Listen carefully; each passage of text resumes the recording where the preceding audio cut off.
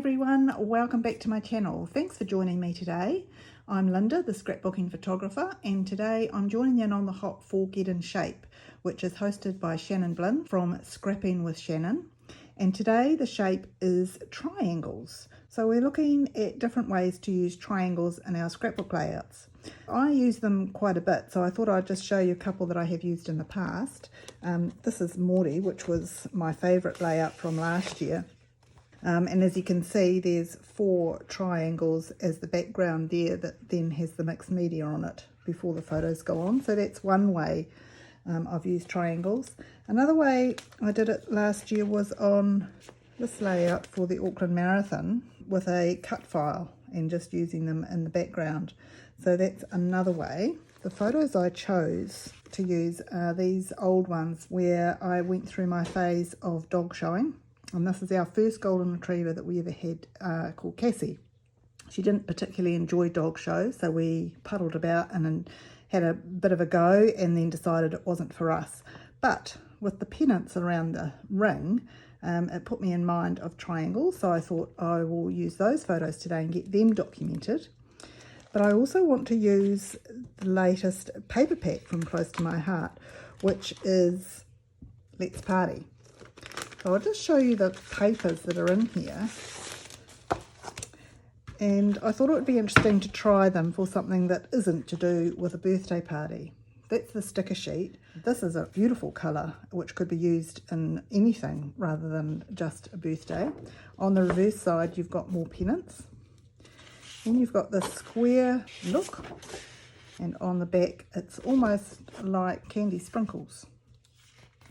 And then the third sheet is pretty graphic with the yay on it, and on the reverse is very much birthday type related stuff.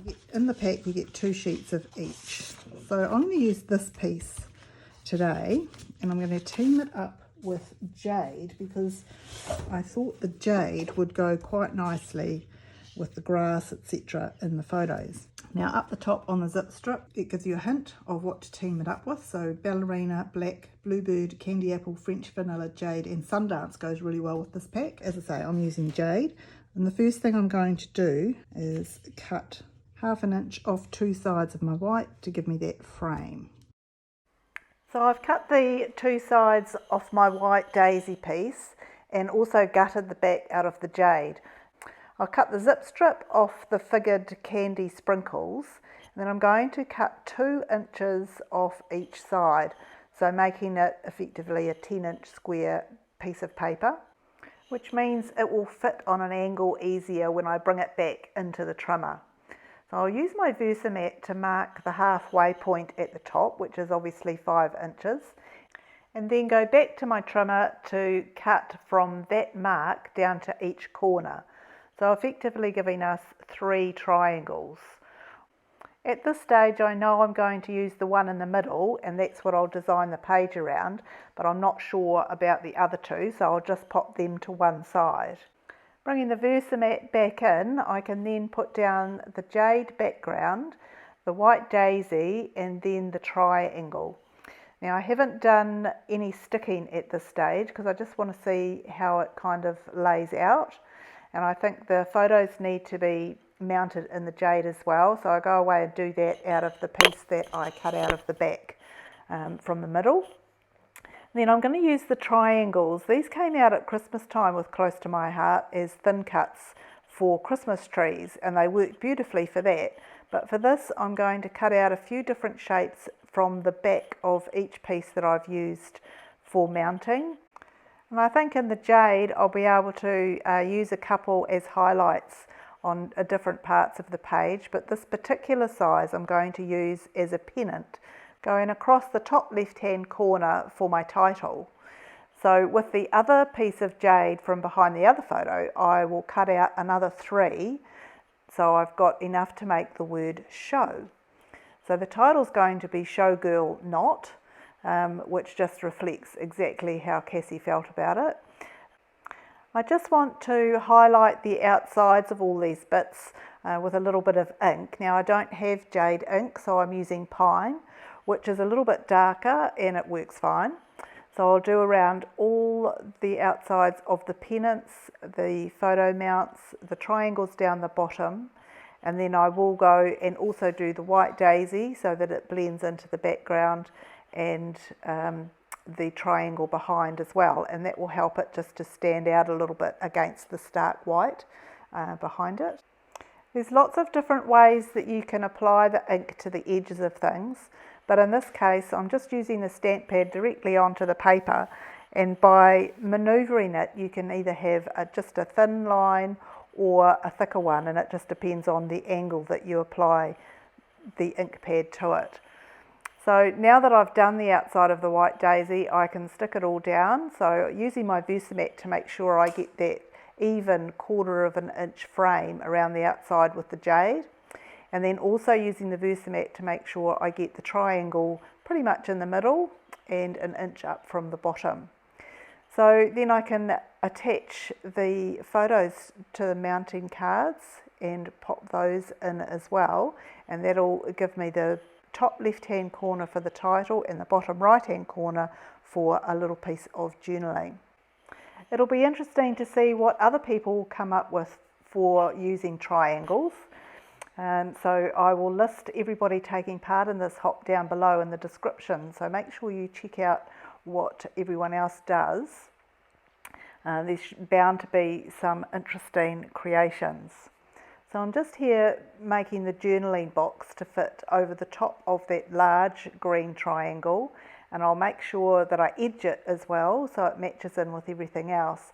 But in this case I'm angling the ink pad a little differently so we get a few smudges on the white, which just highlights it a little bit more. And then I'll put the little triangle on the top left hand corner of that, angling it down towards the writing. So then I need to do the top left hand corner. So with my pennants here, I'm using the pennant alphabet. It's just a really nice size, and it did actually come with triangles in it that we could use in thin cuts, but these ones are just a little bit bigger.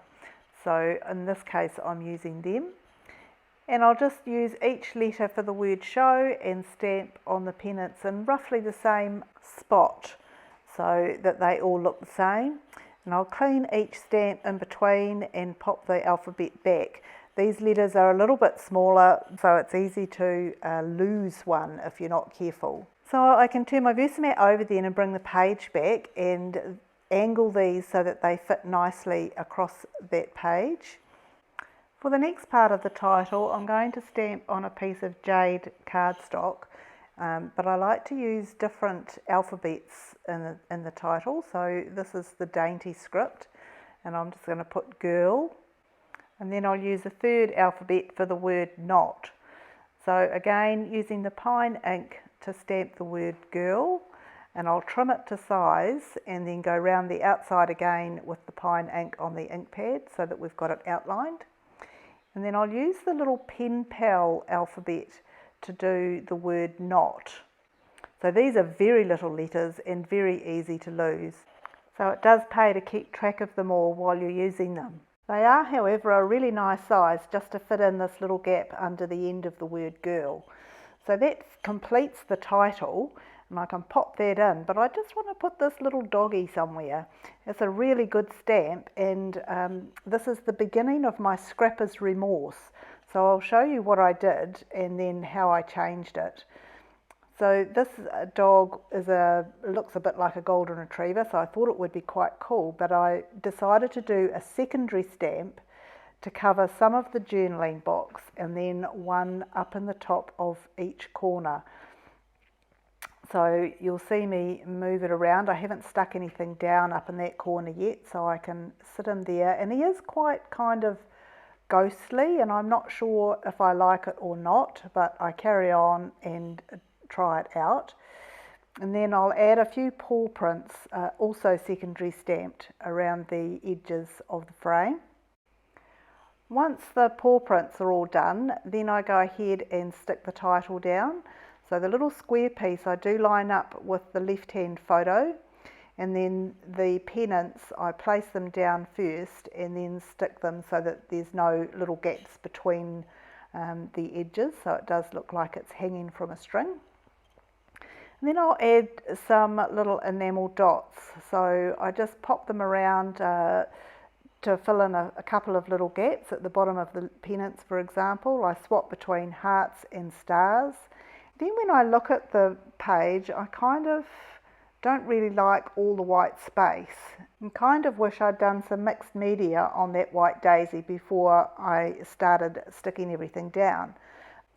Then I remember I've got these two other triangles that came off at the beginning. So I decide to go around the outside of them with the pine ink like I did to everything else, and I think they'll fit quite nicely on the edges of the page and solve two issues. One, they'll cover the two ghostly dogs up the top and also fill in a little bit of that white space. So I think that's a good decision, and I'll just slot it in on either side. It takes a little bit of work on the left hand side to unstick everything and put it down, but I do think it's worth it. There's a couple of little pieces that stick out from the edge, but that's okay. I'll cover them with some enamel dots. And the ghostly dog down the bottom that kind of goes over the journaling box, I'm not happy about him either. So in the end, which I don't do on camera, but I do fussy cut around one of the primary stamps that I did on my scrap cardstock and add that on a little bit of layered foam tape, and you'll see that in the photos at the end of the video. And then finally, I'm happy with my page for triangles. Thank you so much for watching, everybody. I do hope you enjoyed watching this come together in the end, and I hope you all have a great day and happy crafting.